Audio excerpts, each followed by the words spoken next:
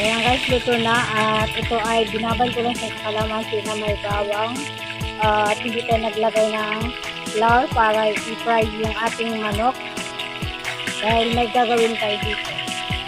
So meron tayong nilagay ng konting toyo lang. Buenos dias, tayo ay magluluto ng fried chicken adobo. Ang ating fried chicken wala siyang flour, walang harina, dinirekta na natin fried, prito. Itong luya kailangan natin mamaya. At mag-fried lang muna tayo ng bawang, igisa lang natin na siya ng brown, konting brown lang. At mamaya, ilagay natin ng marinate sa manok kanina, na marinate ng salsa, ilagay na natin dyan.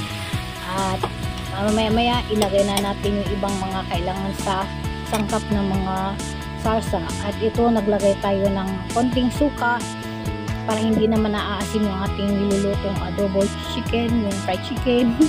At meron na siyang laurel na dahon, meron na siyang asukal, at naglagay tayo ng tubig na mainit, naglagay tayo ng paminta at soy sauce para pandagdag sa ating nilulutong na chicken adobo.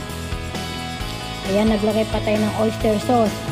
At eto, nilagay na natin ang manok na niluto natin fried chicken.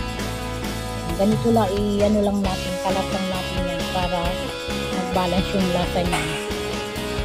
At mamaya, ilagay natin yung salsa sa ibabaw para manunuod ang lasa niya sa manok. Ganyan lang natin para lahat malalagyan ng panimpla.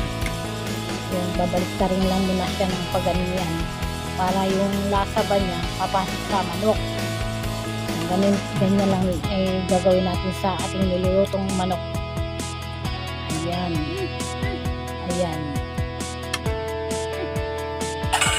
At ayan, parang okay na tong pagtimpla-timpla natin. Binabalik-balik parang okay na siya. At isunod natin ang pandagdag na Sprite. Nahuli ang Sprite kasi pangdagdag na salsa para hindi tayo matutuyuan na salsa, nag-atay ng Sprite. At naglagay na tayo ng luya kasi ang luya ay lalong nagpapasarap sa ating ulam at babango yung ating ulam. Ayan. So, gaganyan lang natin. I-mix lang natin yung niluluto natin. Ayan. Pero okay na to. Luto na yan. At yan, pinakulan natin ng kaunti para todo na yung paghahalo yung paglasa niya. Ayan. Salamat sa panood. Dito si Beng. Huwag kalimutan mag-subscribe para lagi tayo updated sa ating channel.